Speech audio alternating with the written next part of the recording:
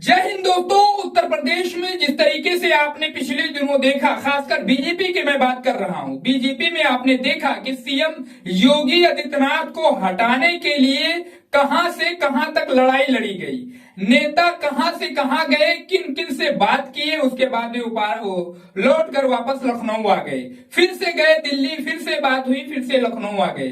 सुनने में यह आने लगा दोस्तों कि वो नेता बहुत खासे नाराज चल रहे हैं, सीएम योगी आदित्यनाथ से उनकी पट नहीं रही है। अब बीजेपी जो है उत्तर प्रदेश से सीएम योगी आदित्यनाथ को सीएम पद से हटा देगी। दोस्तों लगातार ये खबरें ट्रेंड में रही उत्तर प्रदेश में, और ये वीडियो कई तरीके से कई नेताओं के बीजेपी के जो है सामने आते रहे कि सीएम योगी आदित्यनाथ की इनसे नहीं बैठ रही है, सीएम योगी आदित्यनाथ की इनसे नहीं बैठ रही है। और वो नेता खुद से ये दिखाने की भी कोशिश करने उस वक्त कर रहे थे कि हाँ हमारी सीएम योगी से बैठ नहीं रही है और सीएम योगी को जो है पद से हटा दिया जाए, सीएम हमें या किसी और को बना दिया जाए। लेकिन दोस्तों इस रिपोर्ट में मैं ऐसी एक खबर बताने जा रहा हूं जिसको सुनकर या जिसको देखकर कभी भी कोई भी उत्तर प्रदेश का बीजेपी का नेता ये अपने मन में लाएगा ही नहीं कि उत्तर प्रदेश से बीजेपी सीएम योगी को हटा सकती है, क्योंकि रिपोर्ट ही ऐसी है दोस्तों, खबर ही ऐसी है।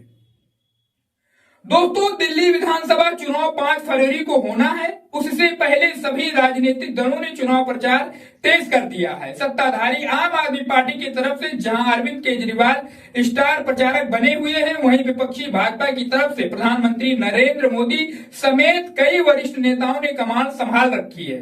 अब उत्तर प्रदेश के मुख्यमंत्री योगी आदित्यनाथ की भी दिल्ली में एंट्री हो चुकी है। दोस्तों उन्होंने गुरुवार को पहले जो है कराड़ी, फिर करोल बाग और उसके बाद जनकपुरी में जनसभा को संबोधित किया और यमुना के मुद्दे पर केजरीवाल को घेरा।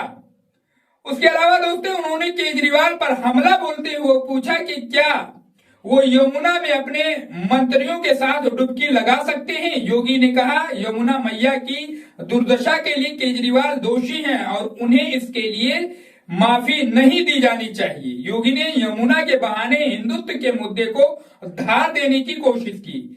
उनकी रैली के जरिए दिल्ली चुनाव में एक है तो सेफ है के नारे की भी एंट्री हो चुकी है। दोस्तों माना जा रहा है कि चुनाव प्रचार में योगी आदित्यनाथ की एंट्री से हिंदुत्व का मुद्दा और गर्म होगा और इसका फायदा भाजपा को मिल सकेगा। चर्चा इस बात की भी हो रही है दोस्तों कि क्या जहां जहां योगी आदित्यनाथ की रैली होगी वहां भाजपा की जीत तय है। दोस्तों इसके ही बारे में मैं आगे बात करने वाला हूं और इसी पर उन तमाम नेताओं की जो है जबान बंद हो जाएगी।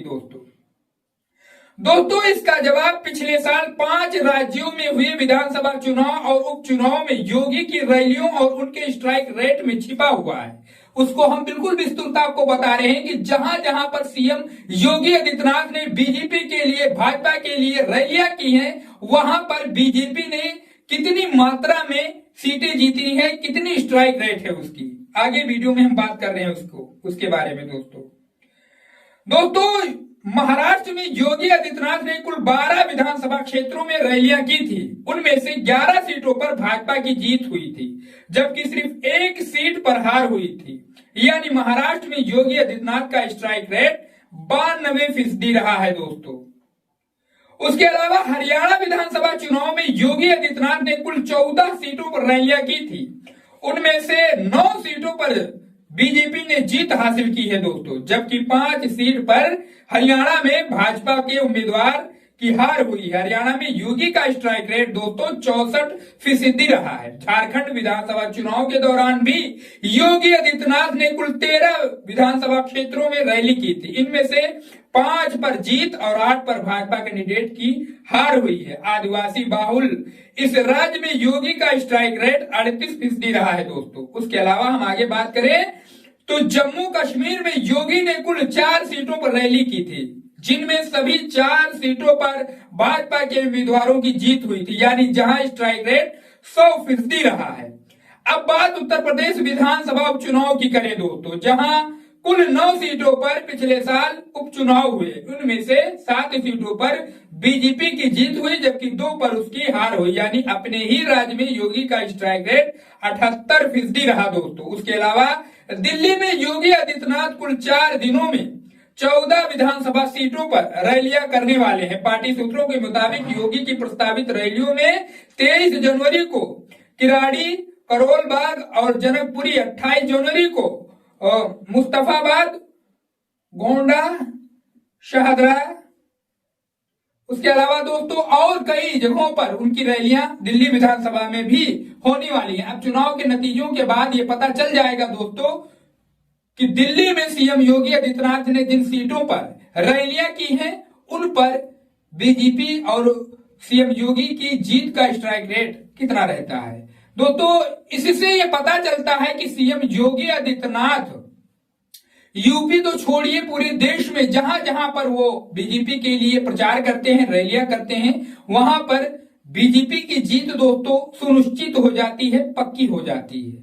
अब किन मुद्दों को लेकर वो बात करते हैं, किन बातों में जनता उनको पसंद करने लगती है, उनकी बातों में आ जाती है, इसको तो आप जानते ही हैं। कमेंट करके इसके बारे में जरूर बताइए। लेकिन दोस्तों इन खबरों को देखकर, इन नतीजों को जानकर जो बीजेपी में उत्तर प्रदेश में सीएम योगी आदित्यनाथ को हटाने की बात करते हैं या ऐसा कुछ सोच भी रखते हैं, तो जरूर उनके पास तक इस खबर को पहुंचाइए कि बीजेपी क्यों चाह कर भी सीएम योगी आदित्यनाथ को उत्तर प्रदेश से मुख्यमंत्री पद से हटा नहीं सकती है।